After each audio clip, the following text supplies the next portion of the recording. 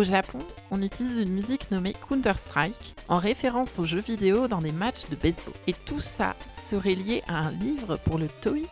Effectivement, le livre d'apprentissage d'anglais English Vocabulary Target 1900 possède une version sortie sur Nintendo DS. L'avantage du format console, on peut y inclure des mini-jeux éducatifs. Et pour faire les musiques des mini-jeux, on fait appel à Yosuke Yasui, un compositeur avec du talent car il a travaillé sur Custom Robo, Tekken 3D, quelques jeux à licence comme One Piece, Dragon Ball, Naruto, Gundam, mais surtout pour les amateurs de shmup, il a composé les très appréciés Mamoru-kun, Curse et S-Shatos. Et il ne change pas son style pour les jeux éducatifs, composant des tracks très énergiques pour English Vocabulary Target. Mais en voyant les noms des OST, on se rend compte d'un pattern. Counter-Strike, Opposing Force, Blue Shift, Day of Defeat, Natural Selection, ce sont tous des noms d'expansion et des modes de Half-Life. Yosuke le dit lui-même, I was in love with Half-Life.